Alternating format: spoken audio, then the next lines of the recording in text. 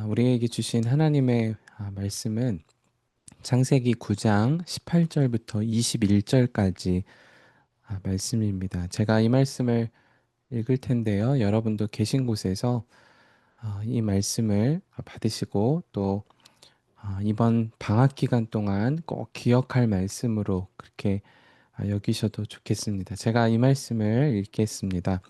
방주에서 나온 노아의 아들들은 셈과 함과 야벳이며 함은 가나안의 아버지라. 노아의 이 세 아들로부터 사람들이 온 땅에 퍼지니라. 노아가 농사를 시작하여 포도나무를 심었더니 포도주를 마시고 취하여 그 장막 안에서 벌거 벗은지라. 아멘. 하나님의 말씀입니다. 이제 한 학기를 마무리하고 이제 새로운 방학으로 들어가면서 전체적인 하나님의 은혜가 방금 나눈 기도의 고백처럼 은혜였다. 그런 고백을 하게 됩니다. 어떤 분에게는 마치 풍랑이 있는 바다에서의 시간을 보내는 것처럼 때로는 막막하기도 하고 또 괴로운 적도 있으셨을 겁니다.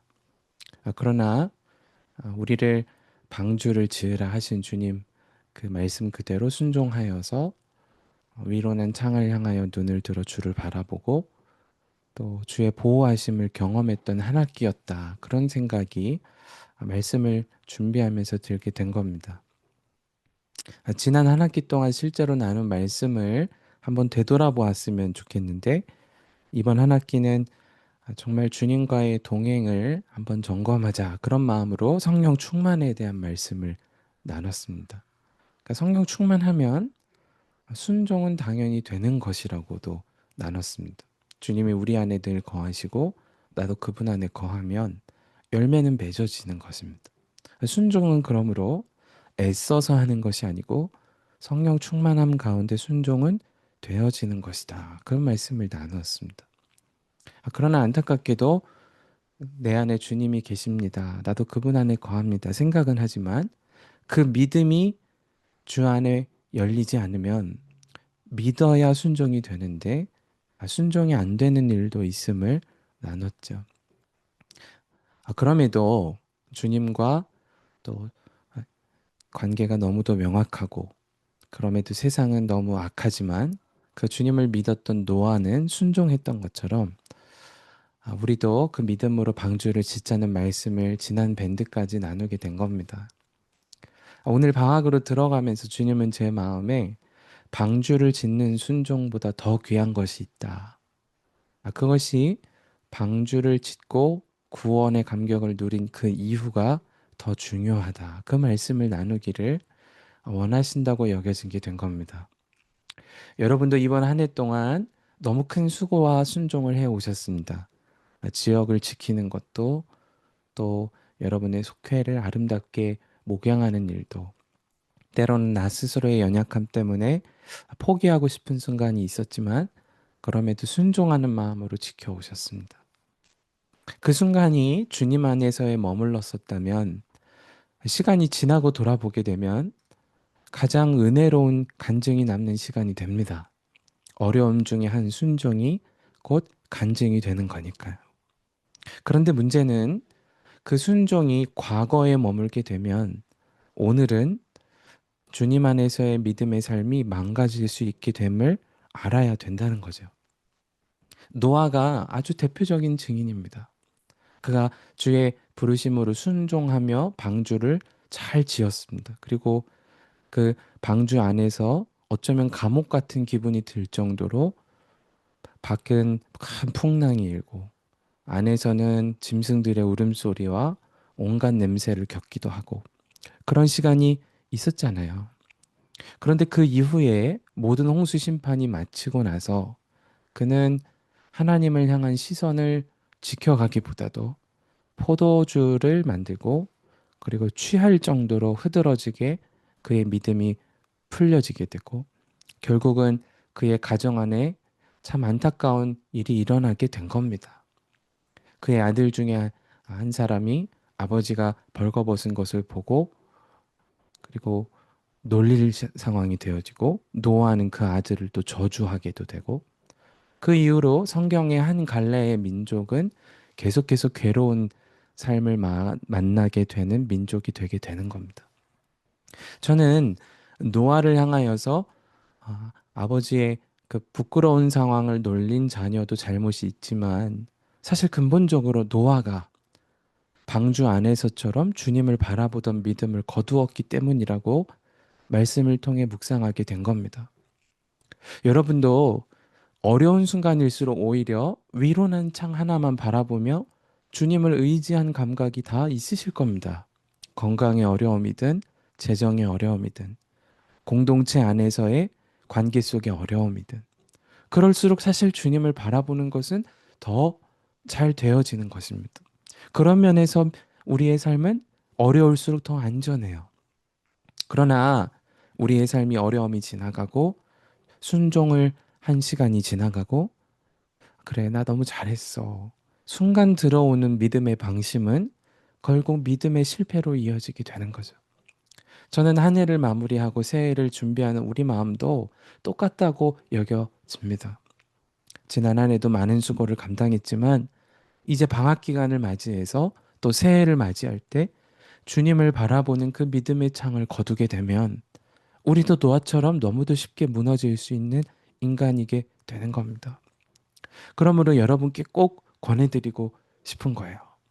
이번 방학 기간 동안 위로난 창 밖을 나왔다면, 방주 밖으로 주님이 내보내 주셨다면, 오히려 더 하늘 아버지 되신 주님을 바라보아야 합니다. 더 주님과 동행해야 합니다. 더 주님을 마음에 모시고 산 자로서 확인하고 살아야 합니다. 주님 내 안에 계시고 나 주님 안에 거하도록 믿음의 담금질을 계속 해 가야 합니다. 이것을 놓치면 우리 개인의 신앙은 물론이고 공동체 안에서도 반드시 시험거리가 돼요. 여러분도 지금까지 신앙생활을 평생 해오셨습니다. 어떤 분은 모태신앙도 계실 거고 또 젊은 날에 회심하셔서 지금 이 자리에 계신 분들도 계실 겁니다. 그 세월 동안 여러분이 교회 안에서 겪었던 아픔은 어떤 것 때문이었습니까? 아마 대부분이 사람들의 말, 그죠? 또 말과 삶이 다른 분들의 모습, 그 안에 일어나는 상처가 대부분이셨을 거예요. 그런데 생각해 보면 한 분이라도 노아처럼 주님을 바라보고 그 은혜를 안 경험했던 그런 사람은 아무도 없습니다.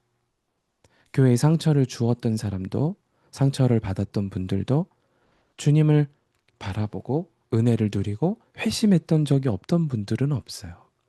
그런데 왜 서로가 그런 아픔의 자리로 겪게 됐을까?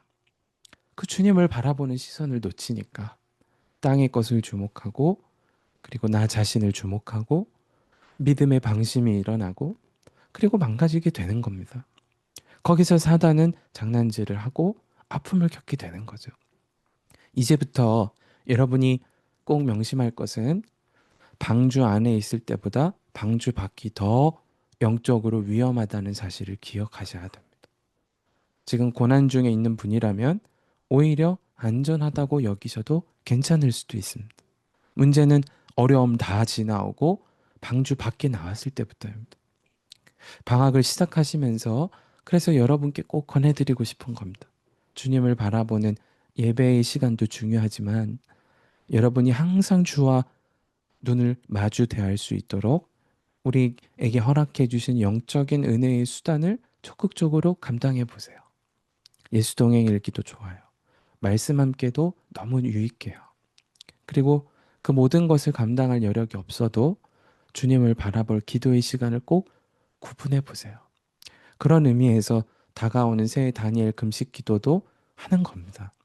나라와 민족과 열방을 위한 기도도 중요하지만 나 자신의 믿음을 새롭게 하고 주를 바라봐야 되니까. 저는 예수님을 믿고 영접하고 목사의 아들로 살아오면서 감사한 것은 은혜가 계속되어지는 환경 속에 놓였던 거예요. 그렇죠. 그러니까 아침에 새벽이 되면 예배가 그냥 시작되고, 그죠? 수요일 저녁이 되면 예배가 있고, 금요일 옛날에는 철야라 그랬습니다. 그죠? 금요일 철야 늦게까지 기도하는 분들이 기도 소리가 들리고. 토요일 되면 주일 준비하시러 오신 분들이 막 부엌에서도 봉사하시고, 그죠? 교회 학교 선생님들 모여서 기도회도 하시고, 그러니까 주일은 계속 예배 드리는 거잖아요. 일부부터 계속 예배를. 은혜로운 생활 속에 있었어요. 그런데 어떤 면에서는 그 시간이 제 영적인 상처를 겪었던 시간이기도 해요. 사람을 통한 상처도 있었지만 지금 생각해 보면 주님을 바라보지 않았던 그 시간이 영적으로 저 자신이 너무 취약했던 순간이구나. 그걸 깨닫게 됩니다.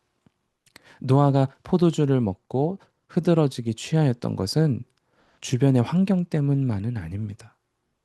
그렇죠. 포도나무가 자랐다, 그래서 취했다, 사실 뭔가 잘 안 맞아요. 환경 때문만은 아닌 거예요. 그의 믿음의 초점이 주님으로부터 완전히 멀어진 겁니다. 저는 지난 수요 예배 시리즈를 나누면서 제가 한 해 동안 기도했던 기도 제목을 나누었습니다. 제가 말에나 일에나 그리스도의 이름으로 하고, 그게 한 해 동안 계속된 기도 제목이었던 것은 항상 기도하는 느낌으로 주님을 바라보고 일도 대하고 주님께 말하듯 사람과 대화도 하고, 그런 마음이 너무 간절했기 때문이에요. 그래야 나 자신을 지킬 수가 있고 주님의 은혜 안에 머물게 되는 거니까.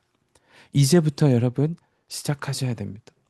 방학 기간이 더 영적으로 여러분 스스로의 영적인 감각을 점검하고, 그리고 주와 동행을 주의 말씀과 함께하는 시간을 꼭 구별하셔야 되는 시간이 됩니다. 그러면 여러분 방학 기간은 간증거리가 막 나게 될 거예요. 그렇지 않은 분들은 이제 개학이 되면 엄청 부담스러운 겁니다. 방학 동안 주님과의 관계를 잠깐 쉬었는데, 계약을 하니까 주님과의 관계도 신경 써야죠. 그죠? 이제 목장으로 이름이 바뀌게 되는데, 목장에 있는 우리 성도님들과 관계도 되게 부담스럽게 오게 됩니다. 근데 계속 주님과 관계가 있던 사람은 오히려 신나요. 방학 동안에 이런 일이 있었는데 주님 바라봤더니 이런 이기는 일을 주셨다. 나눌 거리가 생겨요. 그죠? 그러니까 어려움도 있었고 아주 평안한 아주 보통의 날이었는데 말씀을 읽다가 주님이 내게 강력하게 말씀하시는 것을 경험했다. 막 자랑하고 싶고 그죠? 나누고 싶어지는 일이 생기는 겁니다. 제가 설교를 준비할 때 심정이 꼭 그래요. 그러니까 주님과의 하루 한 주간의 관계가 있고 특별한 은혜가 있는 주간은 말씀을 빨리 나누고 싶더라고요. 그런데 그게 없는 날에는 진짜 숙제하는 것처럼 원고도 써야죠. 막 은혜가 안 되면 저 자신도 막 답답하죠. 그런 일이 생긴다니까요. 여러분도 이번 방학을 보내시면서 한 해 동안의 순종보다 더 중요한 것이 그 이후의 보통의 날이구나. 그 기간 주와의 동행과 주의 말씀에 귀 기울이는 것이 더 중요하구나. 그 마음을 꼭 붙들고 이번 한 학기로 마무리하시고 방학으로 들어가 보시기를 바랍니다. 그러면 여러분이 스스로가 알게 됩니다. 여러분의 가족들이 알게 됩니다. 주와 동행한다고 하더니 정말 달라졌구나. 한 이야기를 나누고 이제 좀 기도하겠습니다. 제가 지난 수요 예배 시리즈 말씀을 나누면서 경외에 대한 주제를 계속 나누었습니다. 그러니까 주님과 함께하는 감각은 그저 사랑의 관계만이 아니고 그분을 의식하고 두려워하는 것도 필요한 것이거든요. 그러니까 제가 아내와의 대화, 그리고 결혼할 때 저희 가족의 어른분의 한 분이 아내의 아버지가 누구시냐 물었던 이야기를 나눈 날, 아내가 말씀을 섬기고 돌아와서 이제 집에 들어왔는데 그런 이야기를 해주는 겁니다. 그렇지, 진짜 우리 남편이 많이 바뀌었지. 그게 너무 감사하더라고요. 주님을 생각하고 아내와 대화하고, 그죠? 아니, 아내의 아버지가 하나님 아버지인데 어떻게 막 대해요, 그죠? 엄청 불편한 일이 일어나는 거잖아요. 장인어른이 집에만 계셔도 너무 행복하긴 하지만, 네. 장인어른이 집에 계시면 너무 행복하긴 한데, 야, 하나님의 아버지시면 어떻게 막 대해요, 그죠? 그러니까 아내가 저에게 마치 하나님께서 그래 잘 해왔다 인정해 주시는 느낌이 드는 이야기를 해준 겁니다. 참 잘했다. 주님을 바라보고 서로를 바라보고 그 주님을 의지하면서 대화도 해보고 말에나 이름에 이래나 그리스도의 이름으로 기도하듯이 대해보고 주님이 참 잘했다. 그렇게 격려해 주시는 시간이라고 여겨지기도 했습니다. 여러분의 방학 기간이 꼭 그런 주님과의 친밀한 관계, 또 경외함 속에 주님과 그리고 사람과의 관계 속에 일어나는 간증을 경험하는 순종 그 이유가 더 중요한 보통의 날을 주 안에서 살아가게 되시기를 정말 주님의 이름으로 축복합니다.